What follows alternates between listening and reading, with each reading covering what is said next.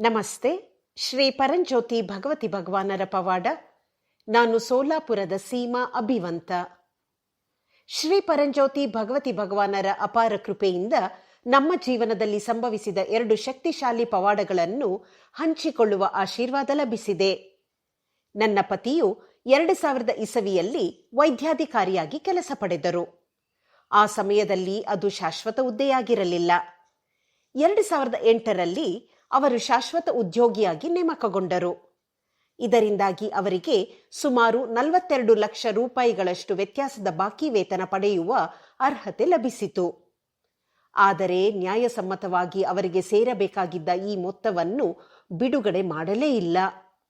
ಅವರ ಮೇಲಧಿಕಾರಿಯು ನಿರಂತರ ಅಡ್ಡಿಗಳನ್ನು ಸೃಷ್ಟಿಸುತ್ತಿದ್ದರು. ಕಡತಗಳನ್ನು ತಡೆದು ಪ್ರಕ್ರಿಯೆಗಳನ್ನು ವಿಳಂಬಗೊಳಿಸಿ ಪ್ರತಿಯೊಂದು ಹಂತವನ್ನು ಕಷ್ಟಕರವಾಗಿಸಿದರು. ನಾವು ಆರೋಗ್ಯ ಸಚಿವರನ್ನು ಸೇರಿಸಿ ಹಿರಿಯ ಅಧಿಕಾರಿಗಳನ್ನು ಸಂಪರ್ಕಿಸಿದರೂ ಯಾವುದೇ ಪ್ರಗತಿ ಆಗಲಿಲ್ಲ. ಎಲ್ಲ ಬಾಗಿಲುಗಳು ಮುಚ್ಚಿದಂತಾಗಿದ್ದವು.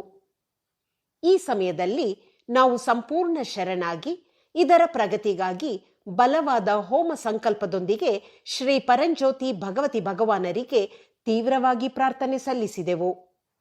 ನಂತರ ಒಂದು ದೈವಿಕ ತಿರುವು ಸಂಭವಿಸಿತು.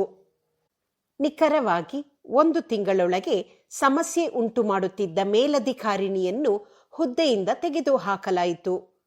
ಹೊಸ ಜಿಲ್ಲಾ ಆರೋಗ್ಯಾಧಿಕಾರಿಯೊಬ್ಬರು ಅಧಿಕಾರ ವಹಿಸಿಕೊಂಡರು.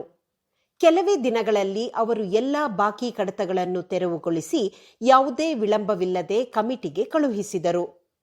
ಈಗ 42 ಲಕ್ಷಗಳ ವ್ಯತ್ಯಾಸ ಮೊತ್ತದ ಪ್ರಕ್ರಿಯೆ ನಡೆಯುತ್ತಿರುವುದಷ್ಟೇ ಅಲ್ಲ, ಅದಕ್ಕಿಂತಲೂ ದೊಡ್ಡ ಆಶೀರ್ವಾದವಾಗಿ ಹಳೆಯ ಪಿಂಚಣಿ ಯೋಜನೆಯನ್ನು ನನ್ನ ಪತಿಗೂ ಅನ್ವಯಿಸಲಾಗುತ್ತಿದೆ.